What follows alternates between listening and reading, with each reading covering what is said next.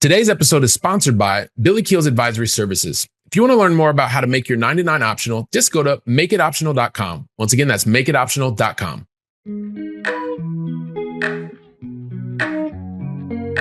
Helping you build freedom without losing your edge. This is the Going Long podcast with Billy Keels.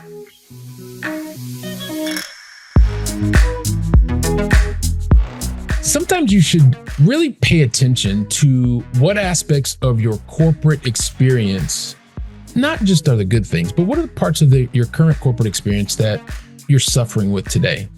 I know you don't like thinking about that, but it may be exactly the thing, that suffering, that exact thing that allows you not only to expand currently and in the future, but it's also going to allow you to help others in the future. You know, and I'm really positive about this because today's guest not only invested 26 years, and it's hard to believe, but yes, she invested 26 years in a high growth industry, in the pharmaceuticals industry.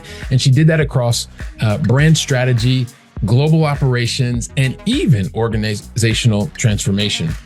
And aside from that, this is also something that a lot of you will be able to understand. She worked across different cities, different countries, even different continents, which I absolutely love.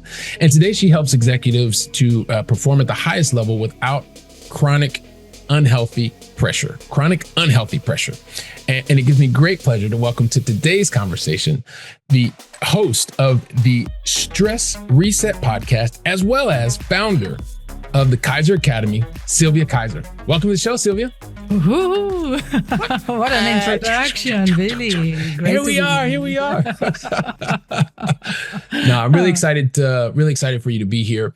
So much of the experiences that you've had across different continents, different cities, and also within corporate, I know that what you have done in the past, what you're doing today, and even what you will continue to do in the future is going to be very helpful for so many people. So, you know, I usually ask a kind of a wide open question, but this time, because you and I have chatted a little bit before, I do want to ask you a question because this is something we talked about, and having had a chance to meet you, I know that, well, this is something that you'll be able to answer because a lot of times I've talked about every relationship ends, right? Every corporate relationship ends for whatever reason, right? And so I'd like to start there just from the very beginning. How did the end of your corporate relationship help to open up a world that maybe you weren't even thinking about at the time? Curiosity, huh? It's always there. The curiosity and the what if question. Mm-hmm. What if I would quit my job? How would life look like?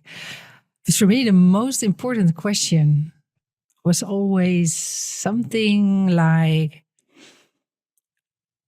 what would I regret not doing when I look back at the end of my life, when I will be 80 and not having the possibilities anymore to change or to do what I'm curious about, to at least discover if I'm able to enjoy that other life as well. Mm-hmm. So for me, that question, and really being honest to myself, what would I regret not doing? Mm-hmm.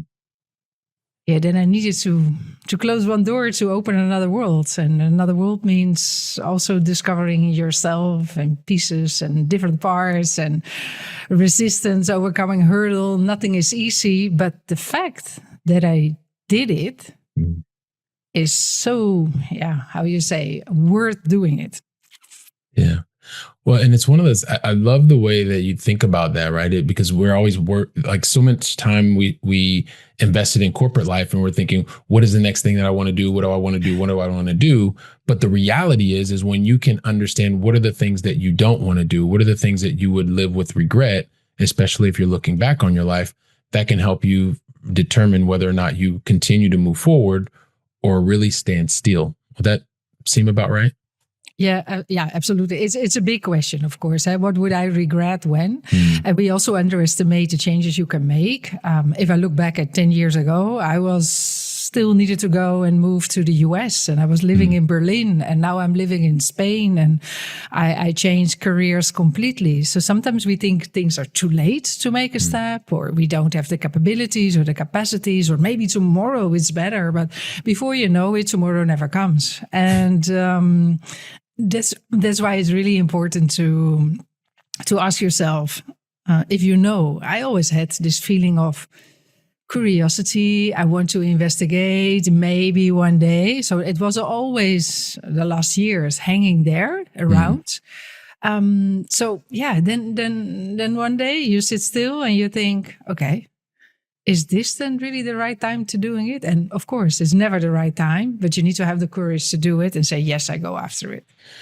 Yeah. So having the courage, and we'll definitely come back to this because this is one of the key points that I find very frequently, especially in these kinds of conversations. But I remember back, because I'm originally from Ohio in the U.S. And from a very early age, I always felt like I needed to continue to keep moving, keep doing things. And at a certain point, there was something inside of me. I could never, like now, as I start to understand more about myself and energy and things like that, I realized that there was something that was happening, something that was my body was telling me. But whenever I meet people who've lived on different continents, different cities, it's just like how much of your surroundings, like the other people that were around you, were similar. Or did you have a feeling that you were very different than maybe the area where you were born, for instance? 100% different. And that is in reality also the strange thing of my story. My environment when I was raised didn't stimulate me to go out, to look. I wanted to study not in the village where I was born. I wanted to study really in the city where I was studying. Well, it was only half an hour away from my house, but I wanted to live in the city and to go by myself. Although my parents found it, not so easy to accept because I was the only one who was doing that. I also wanted to go to another school. I wanted to go to university in Rotterdam, and I wanted to have my first experience in studying abroad, which was all new for not only the family where I come from, but also the larger family. So it's true that you need to surround yourself with people who stimulate your future behavior so you can move already to that direction. So I was moving in that direction, which means because I could not find it around me nearby. And I always have looked forward where I want to go. So looking always for the role models in a way, so that I thought, okay, that is where I would like to see myself.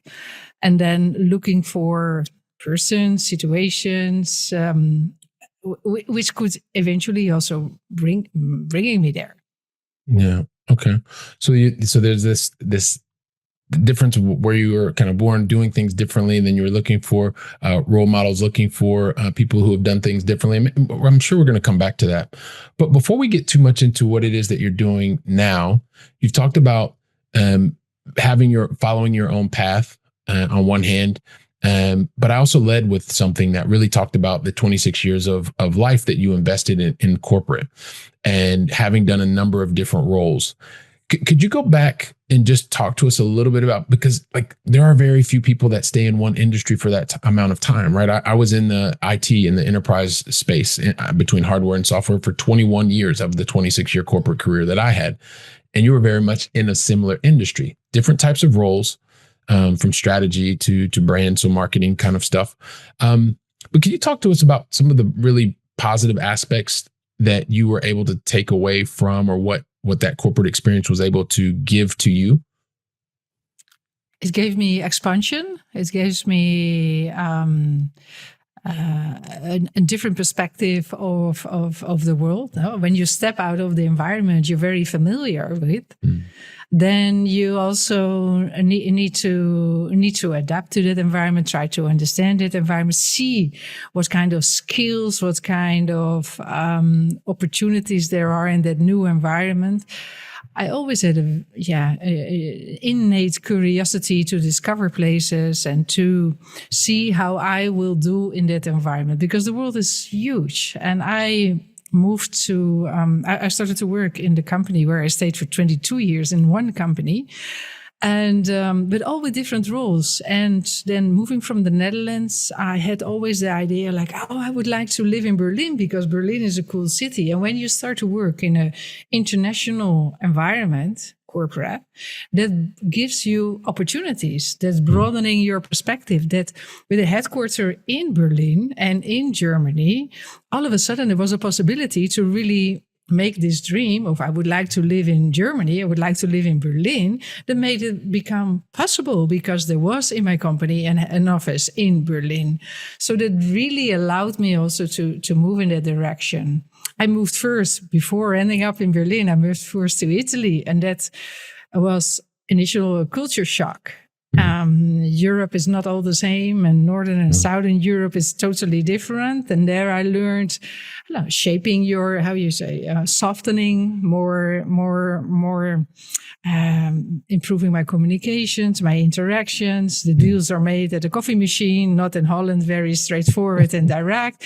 So it's a learning and growing. So it's a continuous internal and self-development. And it gave me a lot of possibilities to enlarge my world. And that is one of the most rewarding aspects of my work in corporate, always changing roles, interactions with colleagues all over the globe, from the US, from Asia, from Latin America.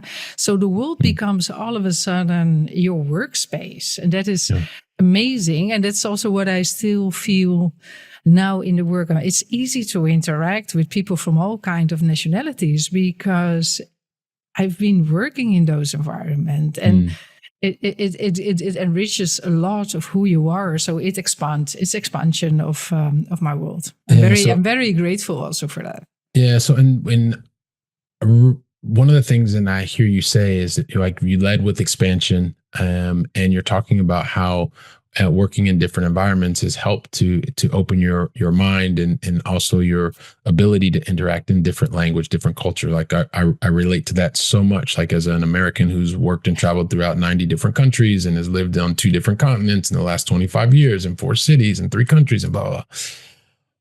But the thing is, and just to also level set for people, right? Was it perfect the first time that you started, like when you left the Netherlands and went to Italy and then went from Italy to Switzerland? Was it like perfect the first time? Did you get it right from the very beginning when you were culturally engaging with the Italian culture, and then you went to the Swiss culture and then German culture? Was it perfect the first time, or did it? You know the answer, of course. It's not, totally not. The hardest period I had was definitely the first year I was living in Italy, because in Italy, when you think of Italy, everybody think about the touristic side of Italy, and that's super cool. So you feel like a tourist in one way, but then you need to work. And then you are in a corporate environment where everybody speaks Italian and you're the only one not. Yeah.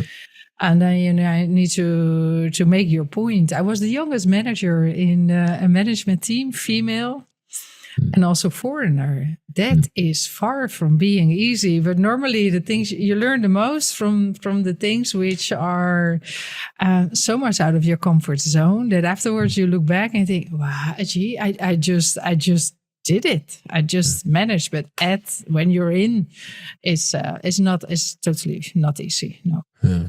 No, it's and I agree with you. It's not easy. At the same time, it can be simple, and it's extremely rewarding once you go through the moments of the growth to get to that point where you're talking about the expansion, which I think is fantastic. So I do want to take a step back again, and you talked about the things that you learned through the end of a corporate relationship. At the same time, you went through a particular moment, and you really focus today on helping others that are, as I talked about before, like helping execs to operate at the highest level, and to do that in a way that is with not having chronic unhealthy pressure, right? But what was the moment for you where you knew that was the path that you wanted to go down? Because you could have taken any number of paths, but to decide that you wanted to help others that are in corporate roles to perform at a high level without that chronic stress. If you could talk to us about that.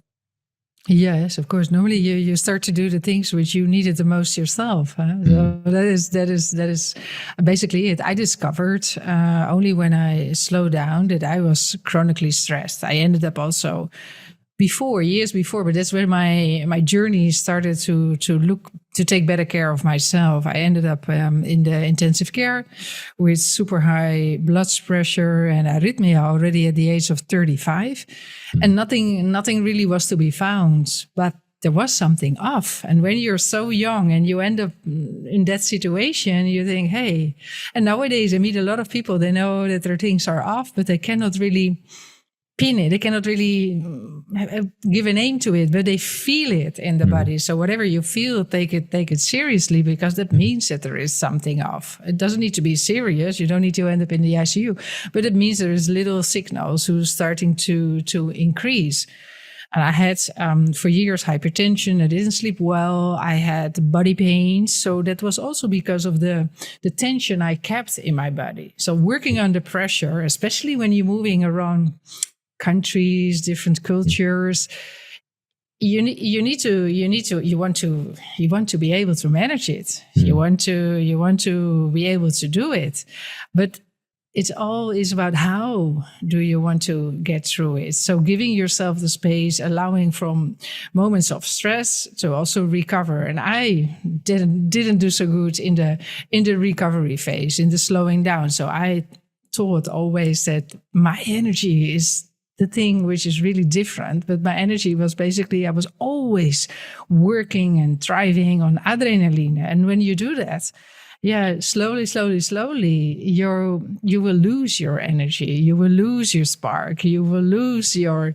motivation. And then you get pains and hypertension and you don't know exactly where it comes from. So that is how my journey started, by allowing myself to slow down. I ended up in the world of doing yoga, thinking that it's nothing for me because I like to do intensity, high duration sport like running, which I'm still doing.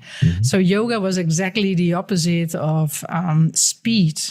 But it gave me what I needed, because it got me into contact with breathing. It got me into contact with self-regulation, nervous system regulation, understanding how you can influence that, and that you can play with it. It's all about your energy levels, but in a healthy way. And that slowing down doesn't mean that you are sort of staying behind, or that you're not able to cope with it anymore, but that is just taking care of yourself. And from that perspective, you move on with more clarity.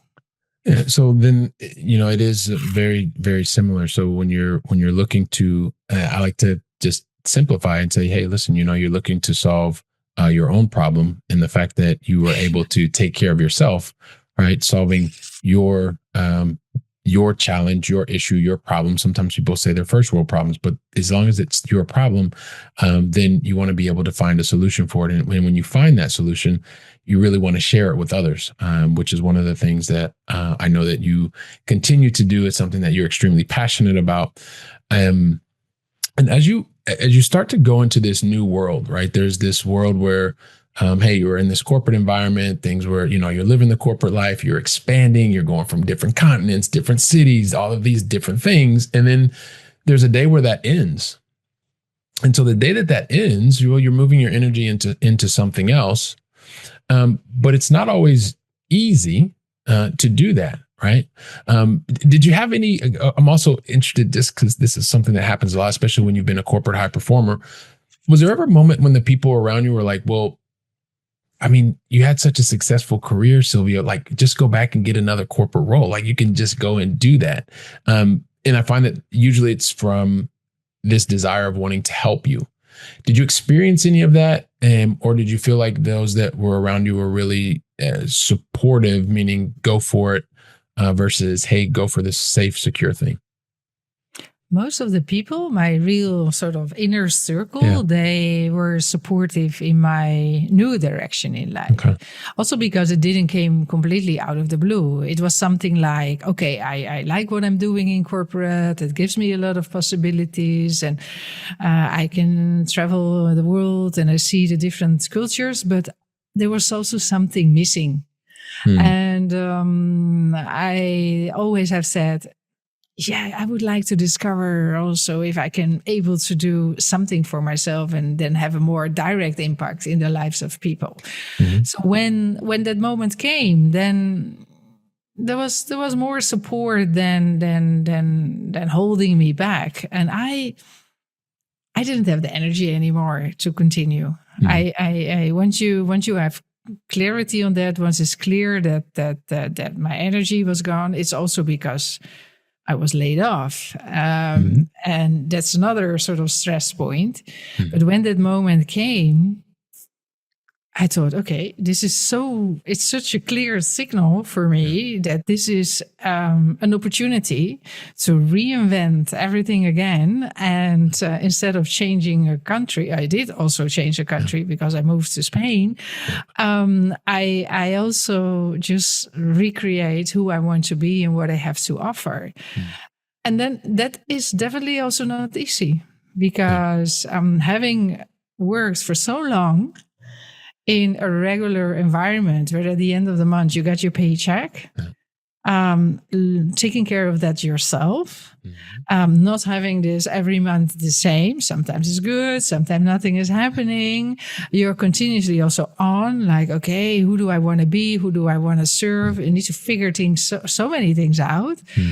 But the curiosity also here helps. Like I of course am convinced about what I'm doing and the benefits I'm bringing, but people need to be receptive to hear my message. So how do I get that across?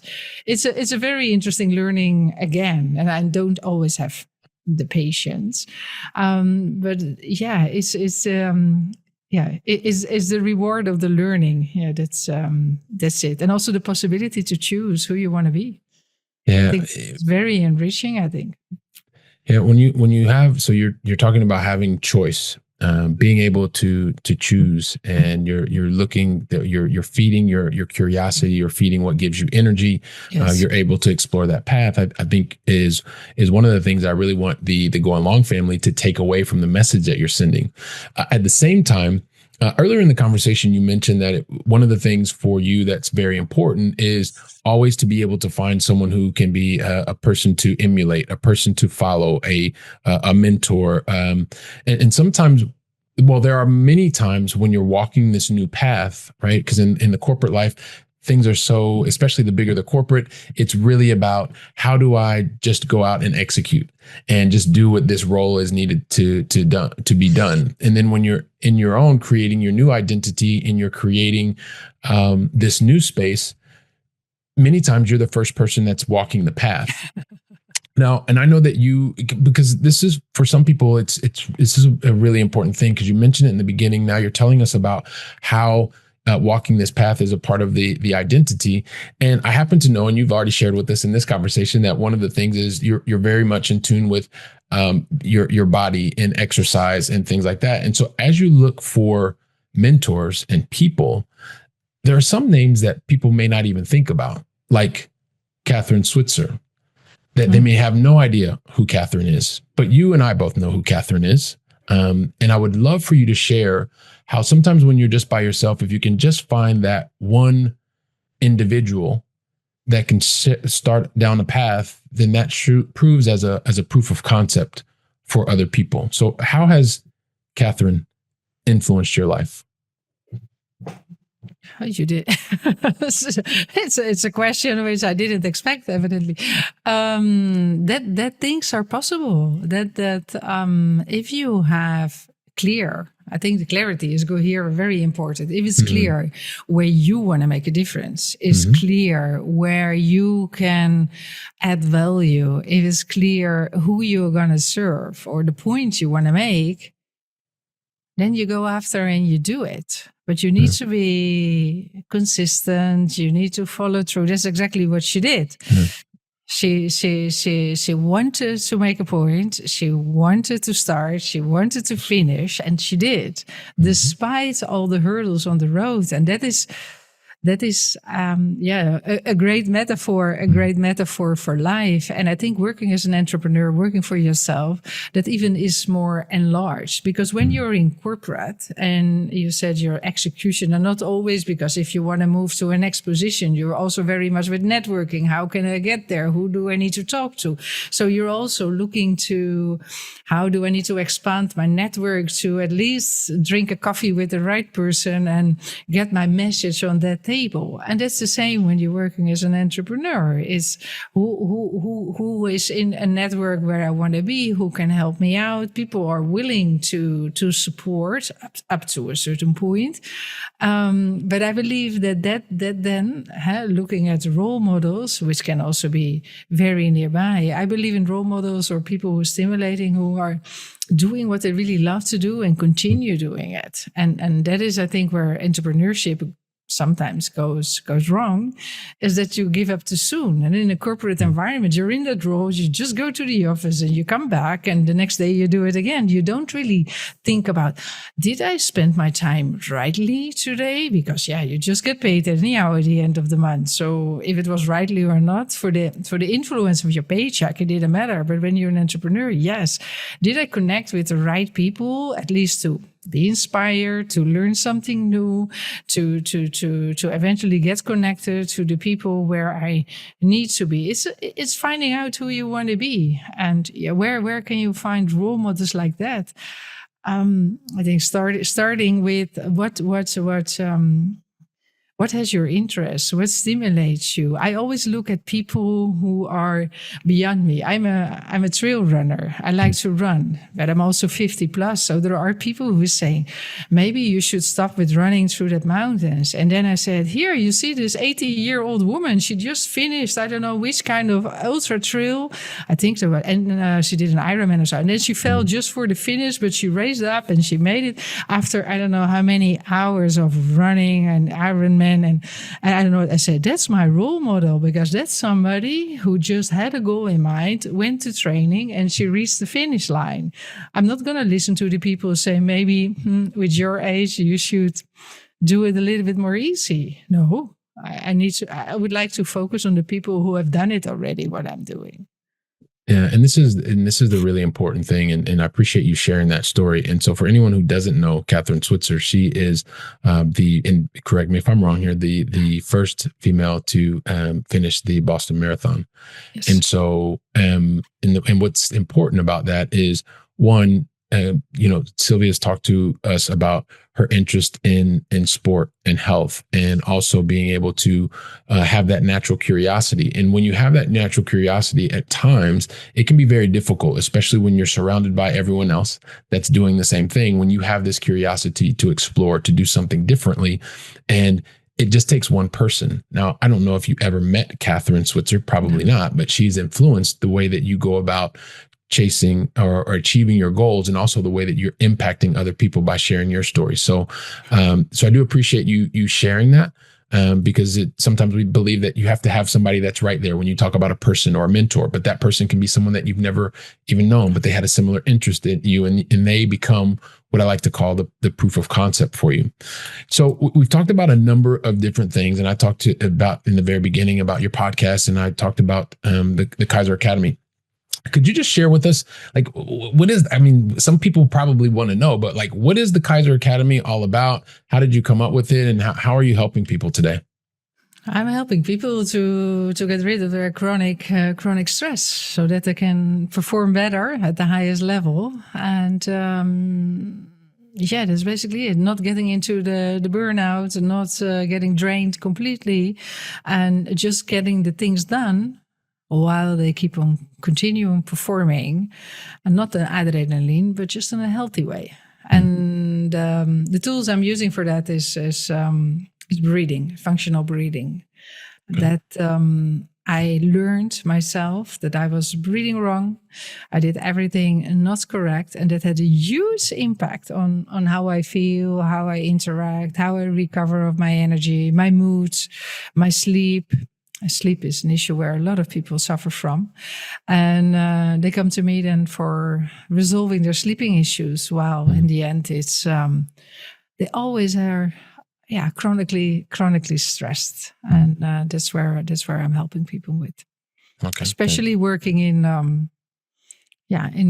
high level, high functional, high pressure roles in corporates. So I can also say I help the previous versions of myself.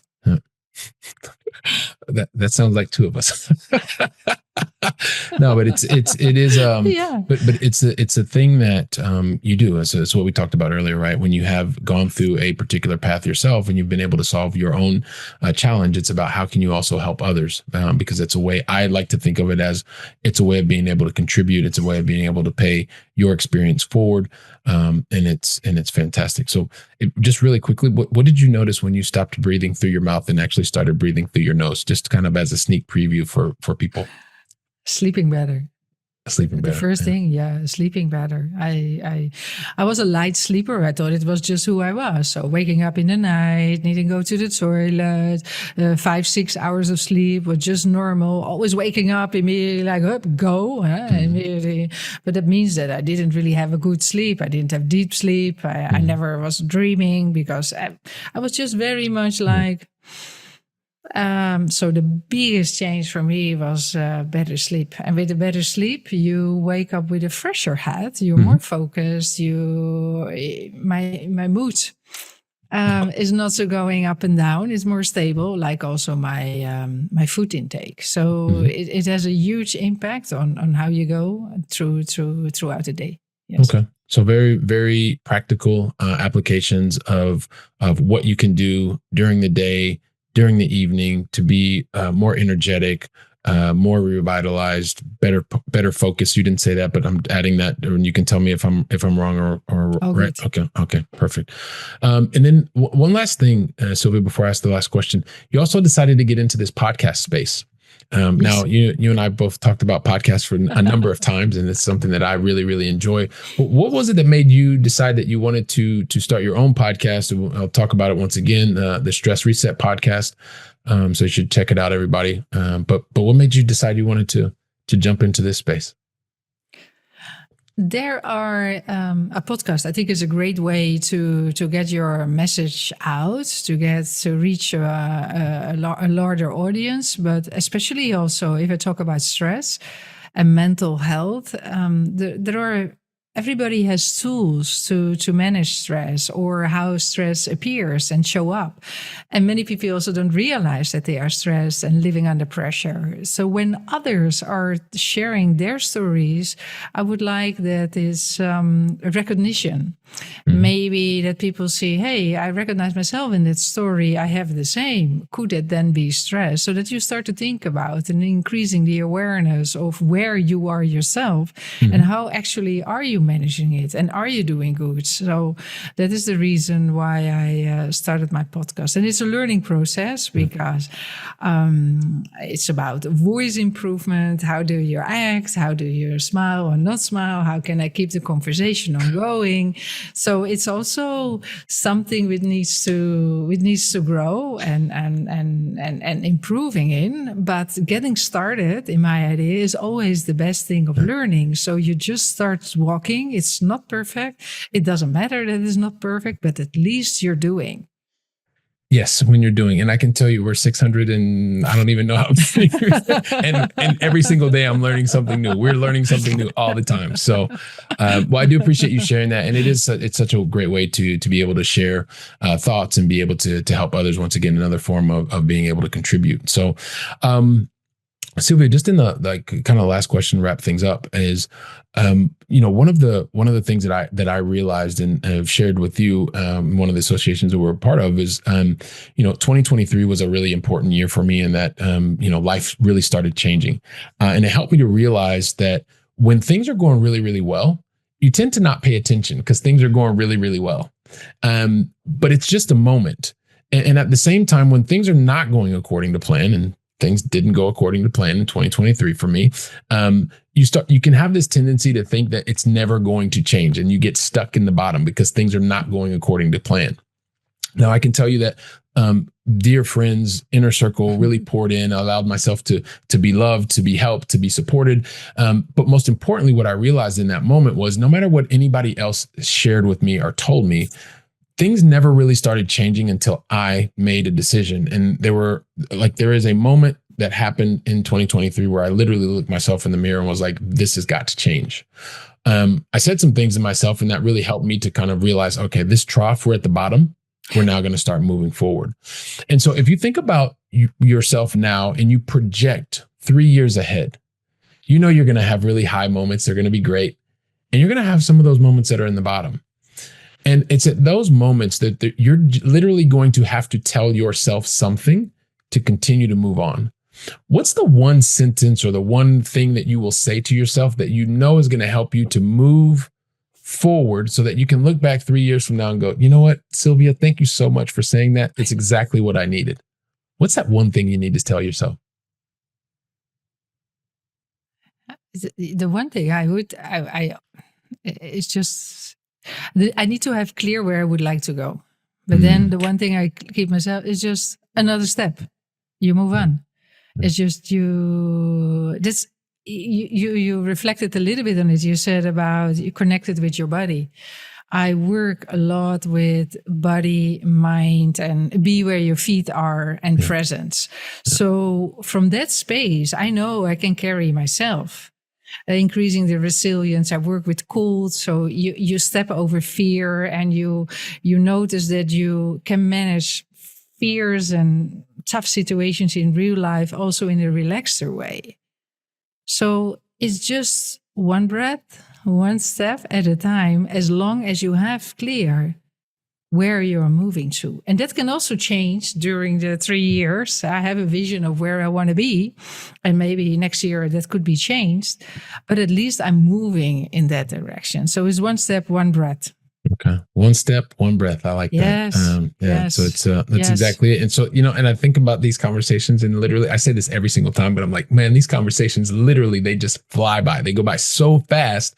And I think about the beginning of the conversation and you're so kind and you're talking about this curiosity that has you and that has taken you from multiple continents, multiple cities. It also allowed you to stay within the 22 years in one corporate, having different types of roles from operations to brand to even global transformation.